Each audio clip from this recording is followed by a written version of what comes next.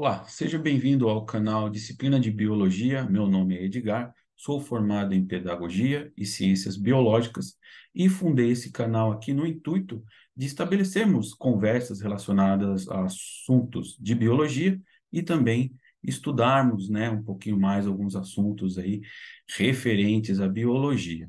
Essa primeira aula que eu estou lançando aqui no YouTube é uma aula de genética mendeliana.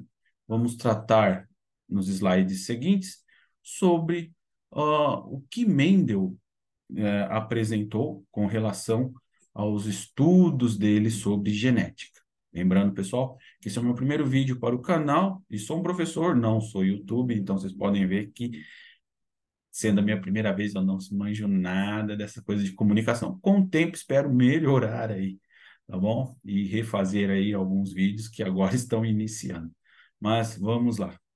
Compartilhando o slide, porque todo professor tem que compartilhar slide. Ok, pessoal? Então é o seguinte, galera. Estamos aí tratando agora de um assunto, de genética mendeliana, ou, para ser mais exato, chamado também de herança monogênica. Por quê? Veremos mais à frente aí o porquê disso. Por que chamamos, portanto, de herança monogênica? Muito bem, então antes de começarmos, toda a aula de biologia, nós começamos com uma contextualização, como foi o processo histórico envolvendo o desenvolvimento de tal conhecimento dentro da área de ciências biológicas. Então nós vamos estudar um pouquinho aí sobre Mendel, tá? E como Mendel chegou à resolução e quais eram as atividades que ele fazia no seu cotidiano, que também é bastante interessante para a gente saber como esse indivíduo chegou à resolução, sobre a genética. Muito bem, então nós vamos ver aí que o Mendel, ele viveu dos anos de 1822 até 1824, atravessando aí, portanto, todo o século XIX, né, praticamente. Nós vamos ver aí que os seus pais eram fazendeiros, moravam na Morávia, um antigo Império Habsburgo na Europa Central. Ele teve uma educação rural, onde lhe ensinaram ali o cultivo de plantas, o que ocasionou muito interesse dele a respeito da natureza, E aos 21 anos, portanto, Mendel vai ingressar em um mosteiro católico em Brno, na República Tcheca, aonde ele vai começar os seus estudos, Tanto de teologia e também seus experimentos na área do que nós conheceríamos posteriormente como genética, Nós vamos ver aí que o Mendel ele faz experiência com várias espécies de plantas, de jardim, até tentou alguns experimentos com abelhas, também camundongos, mas não deu muito certo, até por causa da logística ali e tal, e o manuseio desses animais que geravam um contratempo, E obteve aí melhores resultados justamente estudando ervilhas. Bom, pessoal, é o seguinte, com relação aos estudos de Mendel, a gente tem que saber que o Mendel ele fez lá os seus experimentos, como diz no slide, aí, com diversas espécies de plantas, de jardins e tal, e até tentou com abelhas, porém, os seus estudos ficaram esquecidos. Ele publicou o estudo no ano de 1865, mas os estudos dele ficou bastante tempo aí na obscuridade, e foi lá por volta dos anos de 1900 que três botânicos aí que estavam estudando a hereditariedade, como a hereditariedade se daria, nos vegetais, eles chegaram e toparam com os estudos de Mendel. Eram eles aí o Hugo de Vries, o Karl Corns e o Erich von Teschmacher. Eles pesquisavam aí na literatura dados que respaldassem, os estudos deles a respeito da herança genética, dos organismos, a herança hereditária, e toparam aí com o estudo meticuloso de Mendel, tratando aí da herança monogênica. Muito bem, então já falei da herança monogênica, que esse é o nome que nós vamos dar. Por que herança monogênica, pessoal? Nós temos que pensar o seguinte: quando Mendel estuda as ervilhas, ele vai estudar um gene que caracterizava um determinado fenótipo. Ou seja, nós temos um gene, dois alelos, certo? Que vão, portanto, determinar a característica, seja eles formados por dois alelos dominantes, dois alelos recessivos ou um dominante e um recessivo. Mais para frente nós vamos estudar um pouquinho sobre isso. Então, nós vamos ver aí que antes disso tudo nós temos que ter ah, alguns conceitos de base para nós tratarmos do assunto. Então, primeira coisa, quando vocês ouvirem tipo selvagem, nada mais é do que a relação do fenótipo mais usual dentro da espécie. Então, aquele fenótipo que aparece em maior quantidade de indivíduos dentro da espécie, nós vamos considerar aquele fenótipo, lembrando, fenótipo é uma determinada característica, como sendo do tipo selvagem. E aquelas variações que não estão tão presentes na espécie, nós vamos chamar ela de características mutantes ou fenótipo mutante, tá? Eu coloquei um exemplo para vocês aí de um fenótipo selvagem, da cor do olho da Drosophila melanogaster, aquela mosquinha da fruta, tá? Que é um organismo que é utilizado aí em diversos estudos na área de biologia. Então, vocês podem ver, ao lado direito nós temos o fenótipo selvagem, um olho de coloração avermelhada, e um fenótipo mutante, com um olho de coloração esbranquiçada, ou seja, sem pigmentos. O que acontece nesse caso, pessoal? Nesse caso aqui, nós temos uma herança ligada ao X, ao cromossomo X, cromossomo sexual. Então, assim como nós, a drosófila, ela determina o seu sexo justamente por causa de dois cromossomos sexuais, o X e o Y. Para a fêmea, nós temos dois cromossomos X, para o macho, nós temos um cromossomo X e um Y, certo? Então, lembrando que, como a mutação está ligada ao X, certo? Ela pode vir de herança materna ou paterna, certo? Lembrando que o macho é XY, ok? E a fêmea é XX. Muito bem.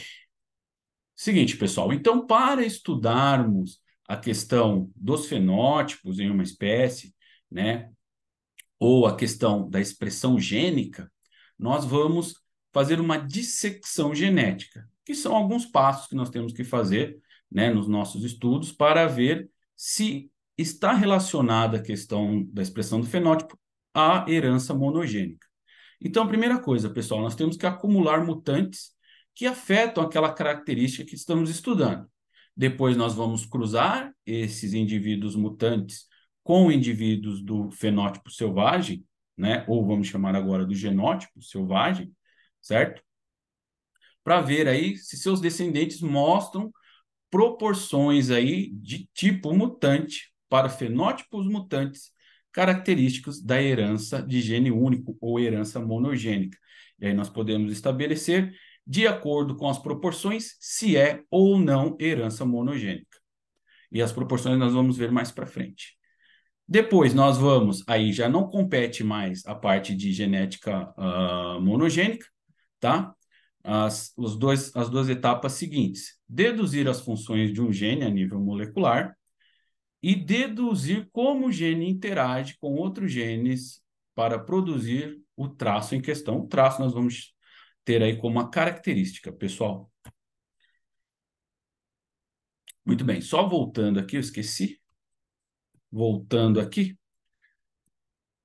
lá na drosófila, tá? O que acontece? Eu coloquei o exemplo aí e estou pulando. Seguinte, nós temos aí o exemplo de um cruzamento entre uma fêmea de fenótipo selvagem e genótipo selvagem, certo?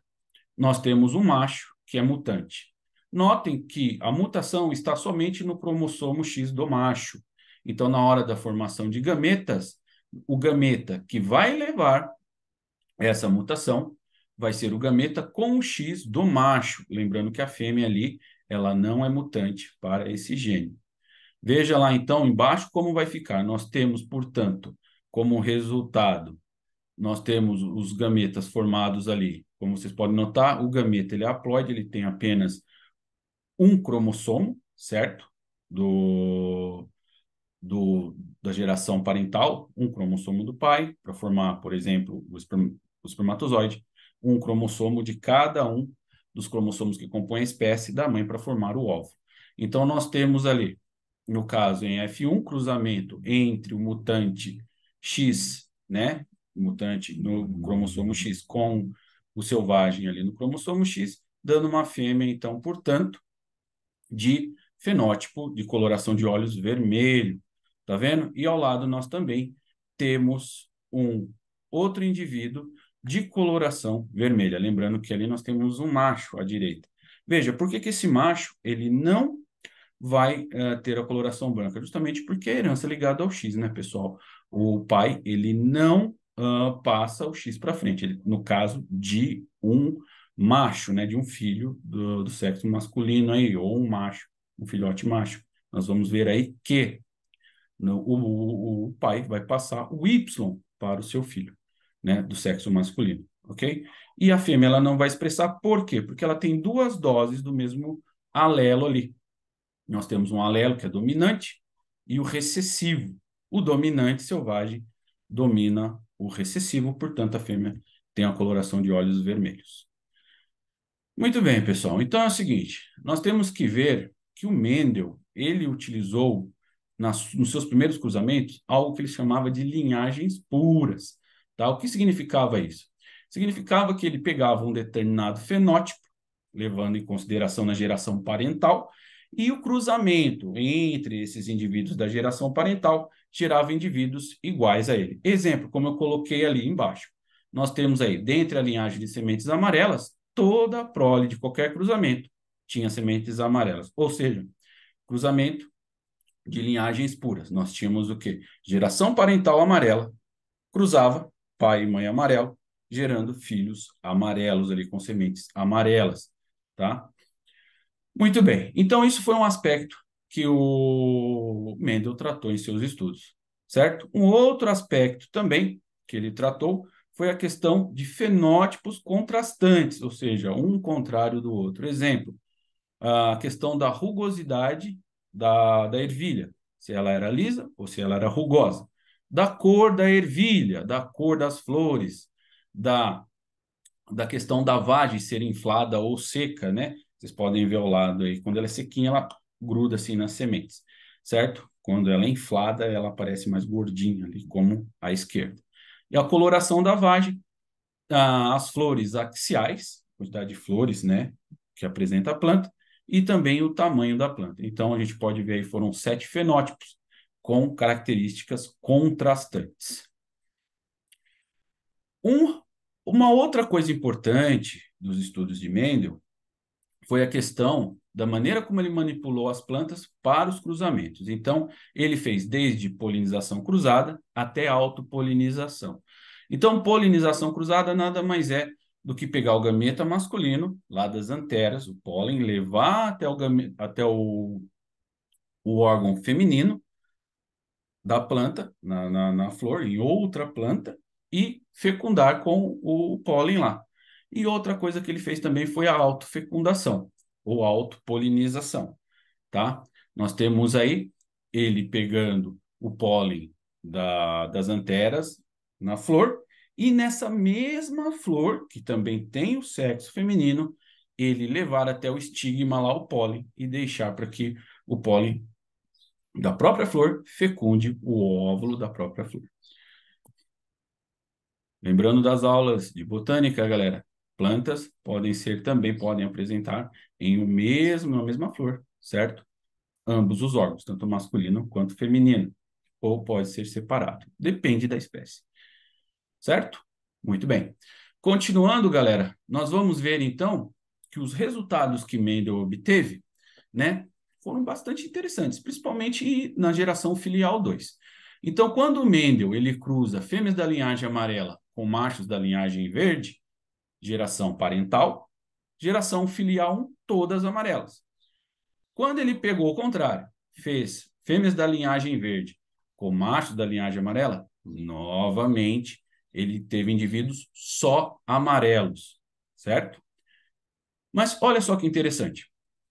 Depois, então, o Mendel ele cultivou as ervilhas da geração filial 1, né, em plantas e usou essas plantas para obter uma segunda geração filial, que nós vamos escrever aí por F2, que está descrito ali. Então, o cruzamento entre o F1 amarelo, geração filial 1 amarela, certo? Planta amarela, com outra planta amarela de F1, origem lá nós temos geração parental, cruzou, F1. F1 cruzou, F2, certo? Então, nós temos aí já uma discrepância, né? Uma diferença entre os números anteriores, né? Mendel, então, ele viu que houve, né, uma mudança com relação à expressão de fenótipos. Nós tivemos aí 6.022 amarelas para 2.001 verdes, totalizando 8.023 ervilhas ali, sementes. Então, ele viu que havia uma proporção, né? Eu inverti aí, mas de 75% para 25%, ou a proporção em genética de 3 para 1, ou seja, para cada 3 amarelas, nós tínhamos apenas uma verde. Muito bem, então, entendendo melhor o que o Mendel fez aí, pessoal, em F1. Então, nós temos aí os dois experimentos dele. Com autopolinização, nós temos ali ó, a amarela, certo? Ele pegou lá o gameta masculino, o pólen, levou lá até o estigma, o órgão, a entrada ali do órgão feminino, e fecundou na própria planta, na própria flor ali, certo? A autopolinização. E também fez cruzamento cruzado, né? Polinização cruzada. Cruzamento cruzado é fogo, né? Então, polinização cruzada, né? Entre uma planta amarela de F1 e uma planta verde de F2, certo?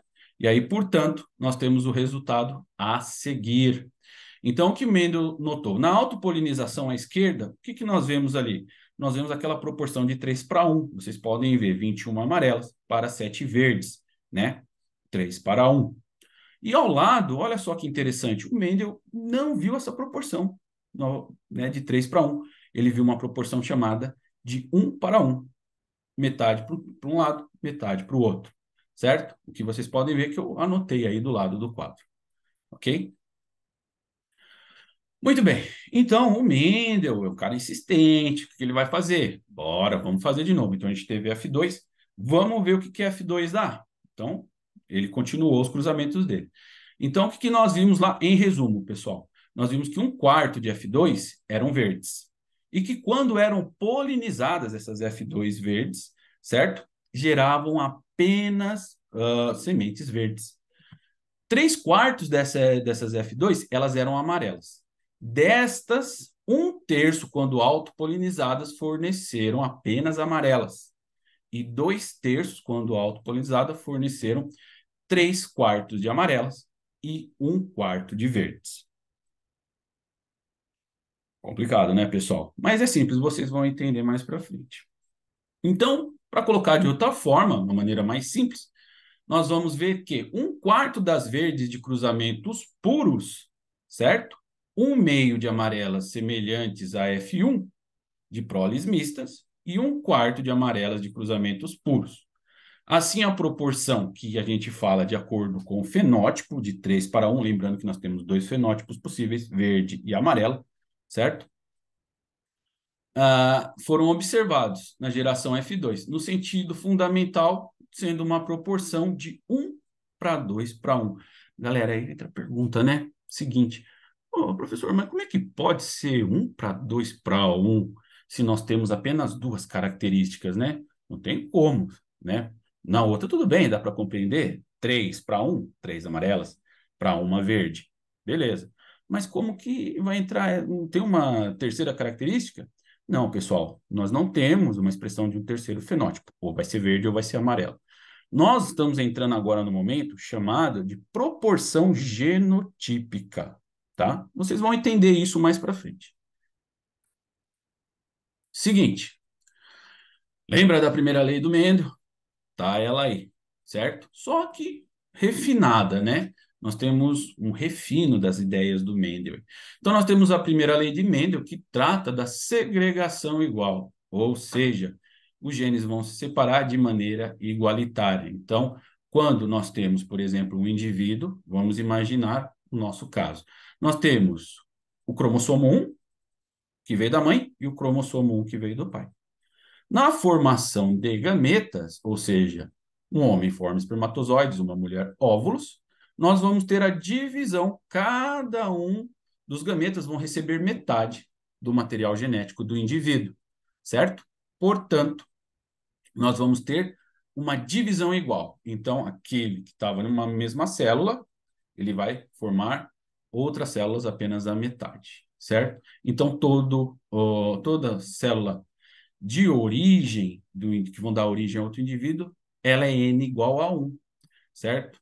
Quando ela forma o indivíduo, forma o zigoto, fecunda lá, o espermatozoide fecunda o óvulo, nós temos a formação de um zigoto. Esse zigoto, ele é N igual a 2, ou seja, ele tem duas cópias de cada cromossomo.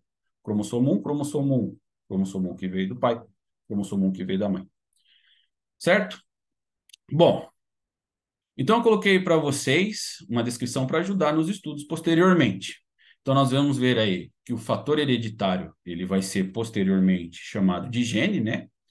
E é necessário justamente para produzir a cor, nesse caso da ervilha aí, dessa característica que nós estamos observando. E cada planta vai ter um par desse tipo de gene, que nós vamos chamar de alelos, tá? Como descrito ali embaixo. Podem ser representados por Y, no caso aí, o Y grandão, né? O pessoal fala lá errão, errinho, Y, né? Y é foda, né, galera? Então, é o Y, no caso, maiúsculo e o Y minúsculo. Então, quando a gente fala do dominante, Y maiúsculo para o dominante, Y minúsculo para o recessivo. Portanto, a planta, ela pode apresentar, pessoal, três genótipos possíveis. Lembrando que genótipo é a relação do gene para uma expressão de um fenótipo determinado. Então, nesse caso, nós temos aí o gene, o genótipo YY aí, certo? Ou seja, nós temos um homozigoto dominante, ok? Ao lado, nós temos um homozigoto recessivo. E o Y, no caso aí, maior com o menor, tá? Maiúsculo e minúsculo, vai representar o heterozigoto, o cara que tem um dominante e um recessivo. E é nesse momento que nós vamos ver aquela proporção de 1 para 2 para 1, certo? O fenótipo, então, das plantas heterozigotas, vão se acostumando, o pessoal viu? Y, no caso aí, grandão, e Y menor, heterozigoto. Essa barra, pessoal, entre um Y e outro, indica que um está num cromossomo e o outro está no outro cromossomo homólogo. O que é homólogo, galera? Que tem a mesma origem, ok? A mesma origem evolutiva, a mesma origem embriológica. Então, no caso, pessoal, de um heterozigoto, ele vai ser sempre amarelo, porque o Y, a cor amarela, o fenótipo dominante, ele domina, certo? Mesmo que ele apresente um recessivo, certo? Ah, pessoal, me ligaram agora, no meio da aula. Só um momento. Galera, vocês vão me desculpar, eu não vou parar de novo, porque já é a terceira tentativa da gravação dessa aula, certo? Então, muito bem, continuando aí. Então, pode-se dizer que o alelo Y maiúsculo, ele domina o minúsculo, Y minúsculo, resultando aí num fenótipo amarelo. Então, o alelo cujo fenótipo é exibido na planta vai ser, no caso, o dominante, certo? A cor amarela. Quando nós temos ali um fenótipo não exibido, o que acontece? Esse gene é do alelo, desculpa, esse alelo é o alelo recessivo, tá? Que, pessoal, não é um termo exato, porque ele vai ser expresso no momento em que ele ocorrer em dose dupla, isso falando de herança monogênica. Nós temos dois alelos envolvidos na expressão de um determinado gene, certo? E, portanto, a formação de uma característica. Se os dois são recessivos, ele vai ser verde, ok? Muito bem. Então, vamos entender isso hoje, né, galera, com relação ao nosso a nossa biologia moderna. Então, primeira coisa, nós temos que saber que toda essa questão que eu falei está relacionada à formação de gametas. Como vocês podem ver, nós temos o exemplo aí da formação tanto do óvulo quanto do espermatozoide. Eu vou falar para vocês, colocar como exemplo do espermatozoide, porque o do óvulo nós temos aí, no caso, a apropriação do citoplasma por uma única célula para aumentar o tamanho dela. E aí nós temos o descarte das outras células, dando um total de uma célula no final do processo. tá? Mas o espermatozoide não. O espermatozoide ele segue a divisão certinha e gerando, portanto, no final, 4 células com base em um. Por que 4 células? Se divide em, né? O material divide em dois. Vocês vão entender agora. Então, primeiramente, nós temos que compreender aí, né, a espermatogênese, né, a gametogênese, tá? Então, primeiro, nós temos ali a célula germinativa. Essa célula germinativa, o que que vai acontecer com o material genético do indivíduo? Ele tem um cromossomo do pai, um cromossomo 1 do pai, um cromossomo 1 da mãe. São 23 pares, lembrando, né? 22 autossômicos e um par que é do cromossomo dos cromossomos sexuais. Então, o que que acontece? Esse material genético, ele vai duplicar. Então, agora o indivíduo, lá na sua célula, ele tem 2 cromossomos 1 da mãe, 2 cromossomos 1 do pai. E o que que vai acontecer com esses cromossomos, pessoal? Esses cromossomos, que são os cromossomos homólogos, eles vão parear no equador da célula, bem no meio da célula, e depois eles vão ser separados. E esse processo vai ocorrer de novo. Só que é o seguinte: primeiro nós temos a separação dos homólogos, certo? E depois nós temos a separação das cromátides. Como elas estão unidas por um centrômero, uma região que une esses 2 cromossomos, eles são destacados, separados pelos fusos mitóticos ali, como vocês podem ver ali no quarto passo, no terceiro passo, né, pessoal? Vocês podem ver, nós temos lá, no caso ali, na formação do espermatócito secundário, nós já obtivemos a separação dos homólogos. Formou os espermatócitos secundários. Agora nós vamos para a formação das espermátides. Na formação das espermátides, nós temos a separação das cromátides irmãs. Agora nota que nós temos apenas um cromossomo de cada número. Então, a gente tem apenas um cromossomo 1, não tem mais o cromossomo que pareava com ele, que era o outro 1. Ok? Portanto, nós temos ali a formação dos gametas.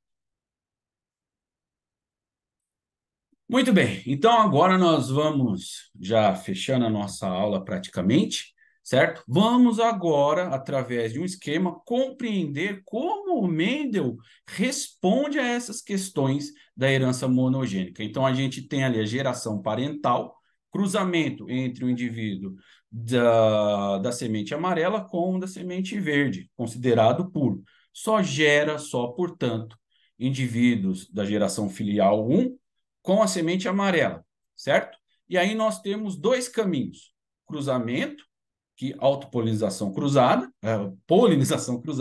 e autopolinização. Quando nós temos à esquerda a autopolinização, F2, nós temos lá 3/4 das sementes amarelas e, no caso, 1/4 verde. Quando nós temos o cruzamento entre amarela e verde em F1, o resultado muda para metade amarela, metade verde. Vamos entender aqui, lá no quadro de distribuição de Punnett, pessoal, ao lado aqui na direita. Então, nós temos lá, vamos lá. Seguinte, para que toda geração seja amarela, nós temos, logicamente, 2 indivíduos parentais lá, geração parental, em que nós temos um indivíduo que é homozigoto dominante com um homozigoto recessivo. O cruzamento desses caras, desses dois, vão gerar indivíduos heterozigotos, certo? Um cruzamento entre heterozigoto, a proporção esperada vai ser justamente essa que nós vemos aqui. Vocês estão vendo provavelmente aí, eu mexendo agora com o mouse. F2, nós temos, portanto, 1/4 de amarelo em cima, mais 1/4 de amarelo, mais 1/4 de amarelos, totalizando 3/4, certo? 3/4 e 1/4 verde, ok? Aqui nós vemos, então, aquela proporção 3:1. Só que aqui é o seguinte, pessoal, nós temos agora o cruzamento aqui, a polinização cruzada. Nós temos aqui um indivíduo heterozigoto, certo? Com um indivíduo homozigoto recessivo, que é verde. Então, nós temos as possíveis formações de gametas. Nós temos aqui, ó, para um indivíduo recessivo, vai ser sempre o cromossomo recessivo. Por isso que ele está apenas uma única vez aqui, certo? Agora aqui não, como aqui varia, está variando, certo? Nós temos aqui, portanto, o recessivo e aqui em cima o dominante. Então, quais são as possibilidades? Nós podemos ter um heterozigoto, Y grandão e Y pequeno, certo? Ou podemos ter, no caso, um recessivo, né? Dois Ys minúsculos, né? E não mais um maiúsculo. Portanto, nós temos esse tipo de distribuição de uma proporção 1:1. Pessoal, aqui nesse slide eu coloquei alguns conceitos fundamentais, tá?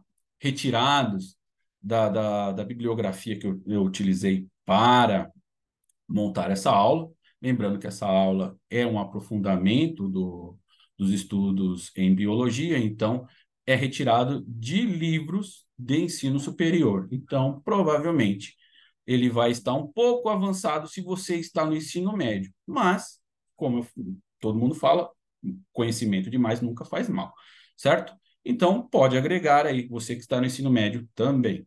Então, de tudo o que foi falado aqui, quais são os conceitos chaves, né, os conceitos essenciais que não posso esquecer? Seguinte, nós temos que ver aí que na meiose, os membros de um par de genes segregam-se igualmente, certo? Lei da segregação igual de Mendel, né? Nas células produtos, aquelas células ovo ou os gametas. Isso é conhecido como a primeira lei de Mendel ou lei da segregação igual. Essa segregação igual, ela dá um par de genes durante a meiose e é observável apenas em heterozigotos, tornando-os ferramentas cruciais para análise genética. Então, nós vamos observar esse tipo, né, de diferenças no fenótipo somente no cruzamento entre heterozigotos. Se você pegar, no caso, dois dominantes, vamos supor, igual o caso da ervilha, dominante amarelo com recessivo verde, nós vamos ver somente amarelos, certo? O que Mendel chamava de linhagens puras. Agora, se você pegar um dominante com um heterozigoto, aí a gente já consegue já enxergar a mudança nessas proporções, tá? Então, muito bem. Então, nós vamos ver aqui um cruzamento entre heterozigoto e um homozigoto recessivo. A taxa de gametas produzidos por meiose no heterozigoto é observada na taxa fenotípica da prole. Então, nós vamos ver aí que essa taxa dos gametas aí produzidos por meiose é igual à taxa do fenótipo, certo? Ok? Muito bem. Então, todas as proporções genéticas, nós vamos ter aí 1:1, 3:1, e proporções genotípicas de 1:2:1, são diagnósticos, então, portanto, de herança monogênica, né, baseados, portanto, aí na segregação igual, né, de um heterozigoto. Muito bem, pessoal, aqui fica meu agradecimento para você que acompanhou a aula até esse momento. Lembrando que este canal ele está agora em seu início, né? Como eu já disse, eu sou professor de ciências biológicas, formado em pedagogia e também licenciado em biologia, logicamente. E neste canal iremos tratar de assuntos sempre referentes à biologia. Tá ok? Então, qualquer dúvida, pessoal, do assunto, coloquem aqui no chat embaixo, perguntem, que eu estarei reservando um tempo para depois estar lendo e respondendo, certo? Ok? Caso você seja professor, já atue durante um bom tempo aí na magistratura, dando aulas de genética. Tem algum ponto para levantar aí, colega? Esqueceu tal coisa? Falou tal coisa ali que não é. Coloque aqui também, porque essa troca de informações entre nós da biologia só enriquece mais, né? Não sei tudo, estou aí para estudar e saber mais, né? Estudo, sou formado em biologia, continuo os meus estudos em casa, logicamente, estou lançando essas aulas para até fazer um reforço na questão dos meus estudos, tá? Então, agradeço aí vocês que assistiram a aula até esse momento e qualquer dúvida coloque no chat. E, por favor, né, galera? Não sou youtuber, mas não esqueça de dar o joinha aí e ajudar o profissional da educação, tá? Nesse árduo trabalho, tá ok? Agradeço já. Parando aqui já. Então, galera, surgindo alguma dúvida referente ao assunto, tá? Coloquem aqui no chat, falando novamente para vocês, certo? Com o tempo nós vamos melhorando aí, galera, tá ok? Um abraço para vocês aí e até mais.